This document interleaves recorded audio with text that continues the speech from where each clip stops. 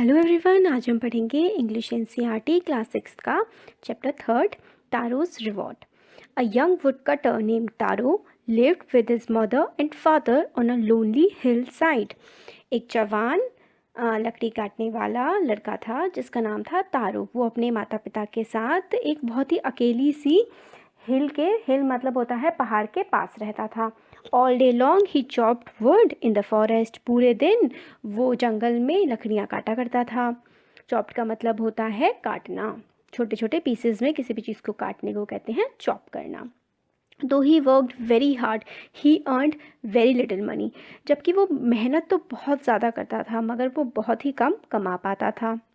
This made him sad for he was a thoughtful son and wanted to give his old parents everything they wanted। और इस बात से वो थोड़ा दुखी हो जाता था कि वो इतनी मेहनत करने के बाद भी बहुत ही कम पैसे कमा पाता है। वो अपने माता पिता का बहुत ही ध्यान रखने वाला जो था बेटा था, मगर वो अपने माता पिता की ज़रूरतों को पूरा नहीं कर पाता था। ये बात उसे बहुत दुखी कर देती थी। One evening, when Taro and his parents were sitting in a corner of their hut, a strong wind began to blow।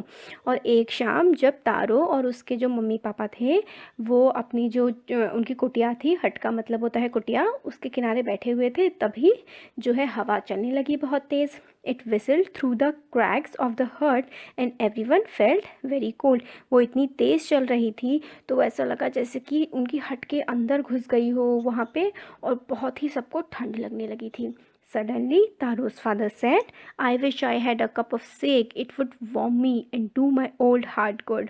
तभी उसके जो तारो के जो फादर होते हैं वो कहते हैं काश मेरे पास एक कप ऑफ सेक होता, मतलब एक सेक का कप होता जिससे मुझे गर्मी मिलती और मेरे बूढ़ा जो मन है उसको थोड़ी शांति मिलती। सेक जो था ना, एक बहुत ही ज़्यादा प्रसिद्ध जापान की एक ड्रिंक थी जिसको मतलब फा का मतलब होता है पिता और की मतलब एक राइमिंग वर्ड्स होता है। तो मतलब जो सेक था ना वो इस टाइप का वो ड्रिंक थी जिसको पी के गर्मी मिलती थी। This made Taro sadder than ever, for the heartwarming drink called sake was very expensive। ये सुनकर कि उसके फादर को सेक पीना है, तारो को बड़ा दुख हुआ क्योंकि वो तो उनको खरीद कर दे नहीं सकता था, क्योंकि जो सेक होता था वो बहुत ज़्यादा महंगा होता था। एक्सपेंसिव का मतलब होता है महंगा। How do I earn more money, he asked himself. तो उसने खुद से पूछा कि कैसे मैं ज़्यादा पैसे कमा सकता हूँ। How do I get a little sake for my poor old father? He decided to work harder than before। उसने सोचा कि मैं कैसे अपने बूढ़े पिता को ये सेक ला के दे सकता हूँ। फिर अगले दिन से उसने सोचा कि मैं और भी ज़्यादा मेहनत से काम करूँगा। Next morning Taro jumped out of bed earlier than usual and made his way to the forest. तो अगली ही सुबह तारो अपने बेड से उठ गया जल्दी। बाकी दिनों के कंपैरिजन में बाकी दिन वो थोड़ा लेट उठा करता था, मगर जिस दिन उसके पापा ने कहा कि उसको सेक की बहुत मन कर रहा है पीने का सेक, तो उसके नेक्स्ट डे वो बहुत जल्दी उठ गया और जंगल की तरफ निकल गया। ही chopped and cut as the sun climbed and soon he was so warm that he had to take off his jacket। फिर जैसे ही वो जंगल पहुंचा उसने पेड़ों को काटना और लकड़ियाँ इकट्ठा करना शुरू कर दिया। वो इतनी मेहनत कर रहा था कि उसे गर्मी लगने लगी और अपनी जैकेट उतारनी पड़ी। His mouth was dry and his face was wet with sweat.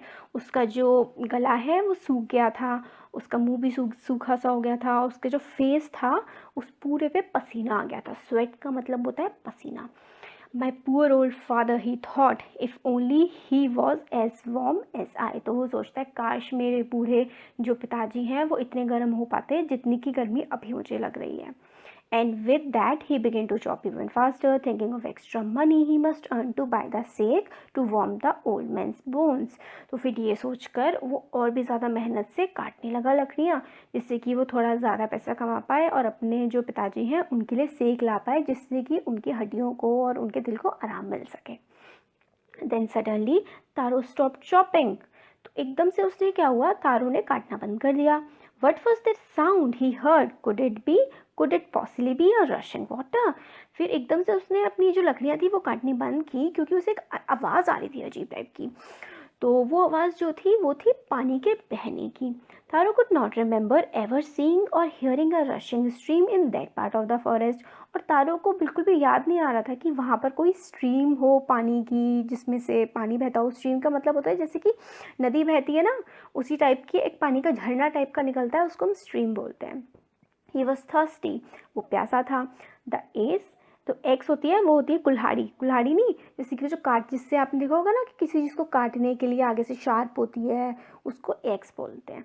The axe dropped out of his hands and he ran in the direction of the sound. उसके हाथ से कुल्हाड़ी गिर गई और वो उसी डायरेक्शन में भागने लगा जहाँ से उसे पानी की आवाज़ आ रही थी, क्योंकि वो बहुत ज़्यादा प्यासा था ना, बहुत ज़्यादा मेहनत करी थी उसने।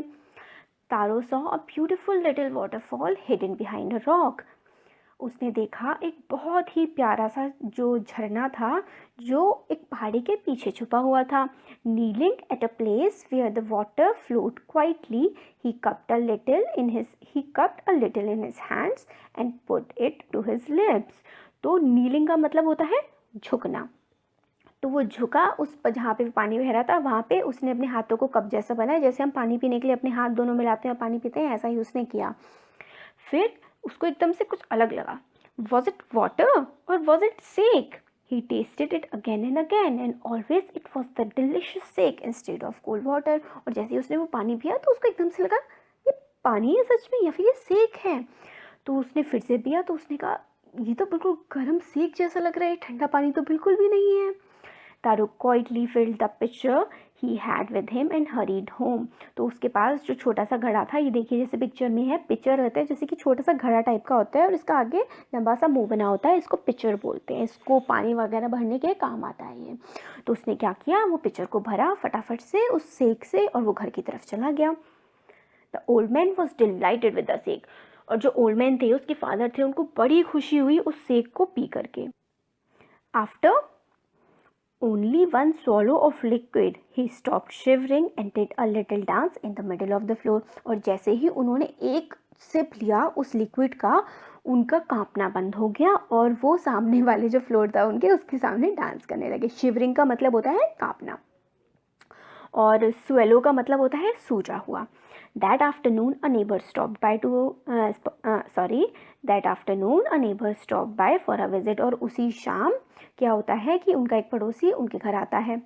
तारो's father politely offered her a cup of the sake. तो जो तारो के जो फादर होते हैं वो अपने जो नेबर आते हैं उनके घर, उनको देते हैं सेक पीने के लिए। The lady drank it greedily and thanked the cold man. जो लेडी होती है ना वो उसको पीती है। ग्रीडीली का मतलब होता है लालची। जो ग्रीडी होते हैं ना उसको बोलते हैं लालची। तो वो बिल्कुल लालच के में उसको पीती है और ओल्ड मैन को थैंक यू बोल के वहाँ से चली जाती है। Then Taro told her story of the magic waterfall. Taro जो है अपने जो जादुई वाटरफॉल होता है जो उसको मिलता है जंगल में, उसके बारे में बताता है।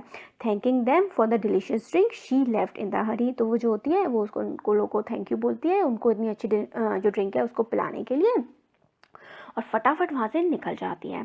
By nightfall she had spread the story throughout the whole village. तो पूरी मतलब रात होते तक ही उसने जो ये स्टोरी होती है जो तारो से बताता है कि उसको जंगल में ऐसा वाटरफॉल मिला था जिसमें वाटर नहीं सेक था, ये बात पूरे के पूरे जो उनका गांव होता है उसमें फैल जाती है। That evening there was a long procession of visitors to the woodcutter's house. तो उस शाम क्या होता है, बहुत सारे लोग तारो के घर आते हैं। Even man heard the story of the waterfall and took a sip of the sake. Her man ने जिसने वाटरफॉल की कहानी सुनी थी वो आते हैं और जो सेक है उसको पीते हैं। In less than an hour the pitcher was empty. और एक ही घंटे में वो जो पिक्चर भर के लाया था तारो वो खाली हो जाता है। Empty का मतलब होता है खाली होना। Next morning, taro started for work even earlier than the morning before. उसके अगले दिन क्या होता है, तारो और जल्दी जाता है काम पर। He carried with him the largest pitcher he owned, for he intended first of all go to the waterfall. तो तारो क्या होता है और बड़ा पिक्चर अपने साथ लेके जाता है क्योंकि वो सोचता है कि वो वाटरफॉल पे जाएगा और उसमें से सेक को भर के लाएगा। When he reached it, he found To his great surprise all his neighbors there. और जैसे ही वो वहाँ पहुँचता है वो देखता है उसके के सारे पड़ोसी वहीं पर मौजूद थे वाटरफॉल के पास। They were carrying pitchers, jars, buckets, anything they could find to hold the magic sake. वो लोग पिक्चर्स ले जा रहे थे, जार ले जा रहे थे, बाल्टियाँ, मटके, हर चीज़ ले जा रहे थे वो जिसमें वो सेक को भर के ला सकते थे। Then one villager knelt and held his mouth under the waterfall to drink. तभी क्या होता है, एक गांव वाला knelt मतलब झुकता है और अपना हाथ आगे बढ़ाता है उस waterfall से उस सेक को पीने के लिए. He drank again and again and then shouted angrily, "Water! Nothing but water!" फिर क्या होता है कि जैसे ही वो उसको पीता है, फिर वो दोबारा से पीता है, चख के देखता है, वो कहता है अरे ये तो कोई सेक वेक तो नहीं है, ये तो सिर्फ पानी है. वो चिल्लाता है पानी पानी, कुछ भी नहीं है, ये सिर्फ और सिर्फ पानी है. बाकी जो लोग होते हैं वो भी ट्राई करते हैं. Others also tried but there was no sake, only cold water.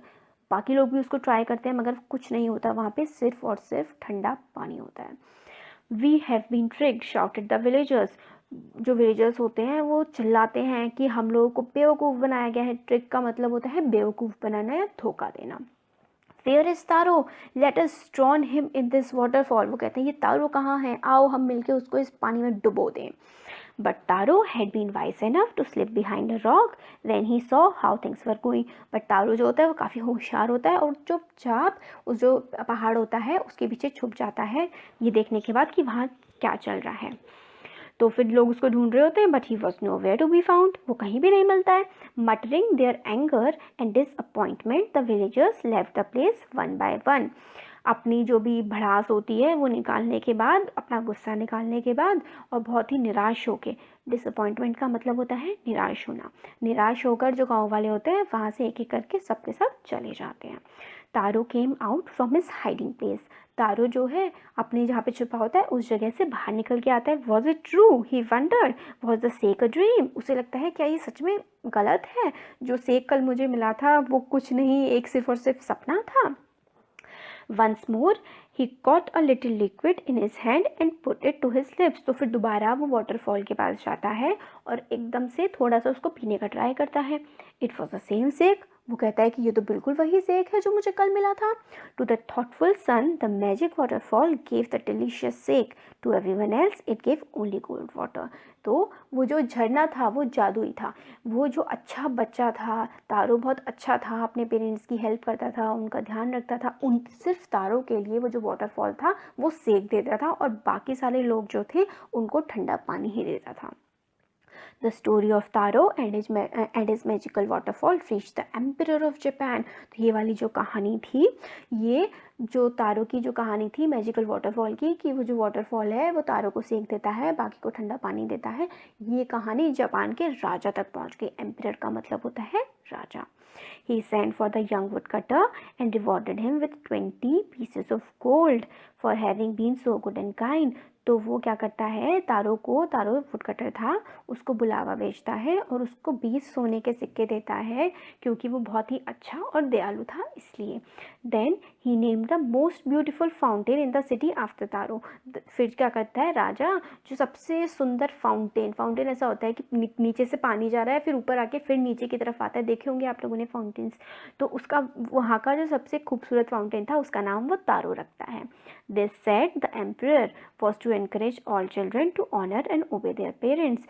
ये एम्परर इसलिए करते हैं ताकि जितने भी बच्चे हैं वो सब एनकरेज हो, मतलब प्रोत्साहित हो अपने पेरेंट्स का ऑनर मतलब सम्मान करने के लिए और उनकी बात मानने के लिए. तो आपको कैसा लगा आप कमेंट सेक्शन में कमेंट करके बता सकते हैं.